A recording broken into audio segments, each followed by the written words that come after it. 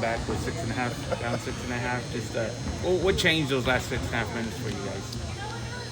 Well, we just dug down deeper, fought harder defensively. I thought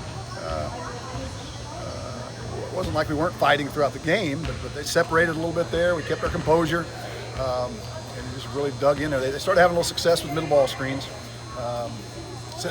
setting it way out on the floor and really getting a running start at Jacob. That's pretty tough coverage for him. So we made a little adjustment, went under a couple times. That helped him.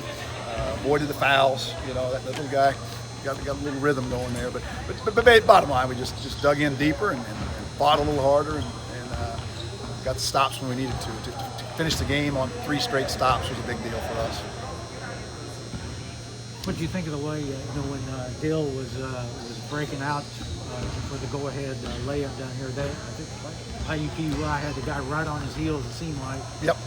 Oh, we had talked. We were all on the same page tonight. The guys did a good job. They were locked in. We had timeouts available. We told them we were going to go down here and try to get a stop. If we got a stop, we were going to explore. You know, and especially if it was like a run-out opportunity. Right. You know, that's a better opportunity than calling the timeout in some cases. Right. So yeah, they made the right play there. We got a little broken play, a little 3-on-2, maybe 3-on-3. He got to the rim. That was big. I don't know the exact sequence right now, but there were some other plays, obviously, with Dill and Cedric getting extra possessions. Right. Great effort to the offensive glass. That really bailed us out. We finally got to the bonus. We kept finding a way to attack towards the end, got to the bonus.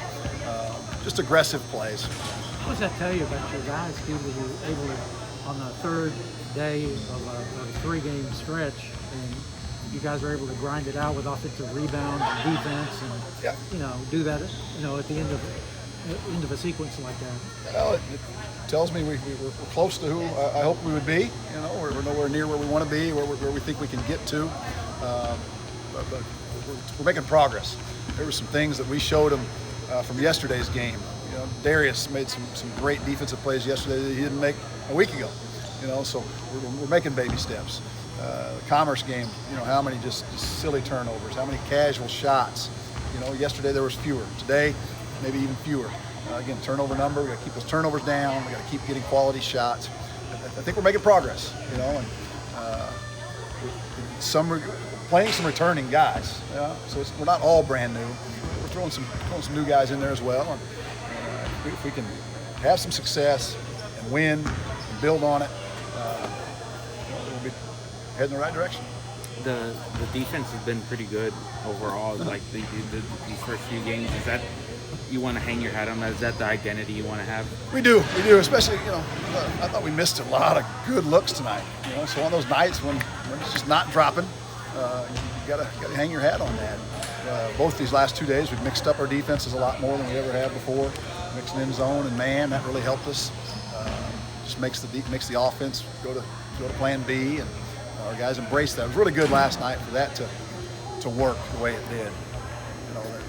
Their points per possession were really, really low. So that reinforced to our players, hey, this gives us something else to go to. So I think they were kind of looking forward to it when we called it tonight.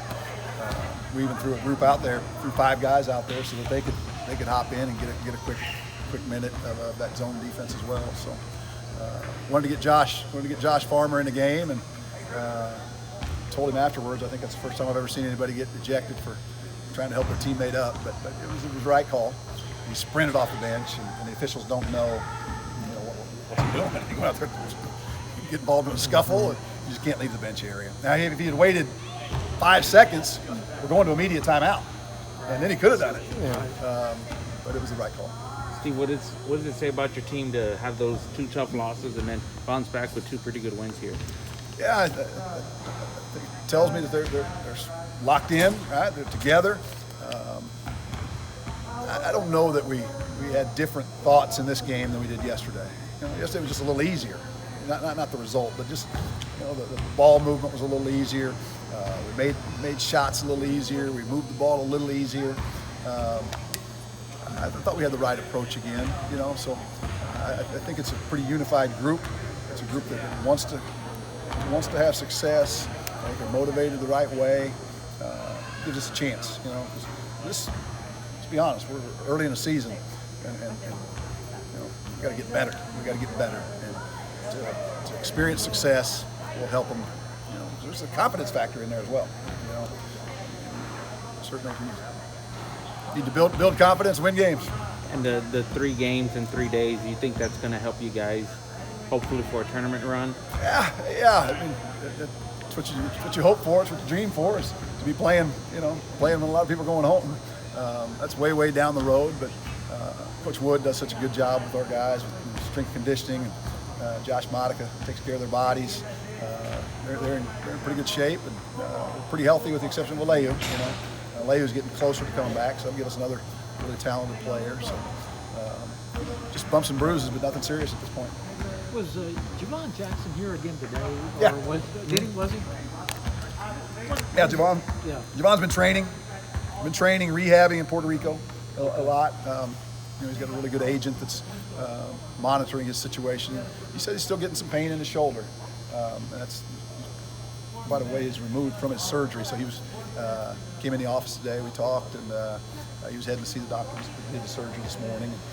Just keep progressing. He's being smart about it. Not going to rush into anything. Make sure he's 100%. So is he doing some rehab here? Well, yeah, a little bit. He has been doing it in Puerto Rico. So when he's home, he's got, his grandfather's such a legendary. He's got good care there as well. He's got players to play with and trainers to train him. But yeah, when he's here, I wouldn't be surprised if we come in tonight. He's not in here shooting jumpers. And Josh will probably help him out a little bit with some rehab too. What's that?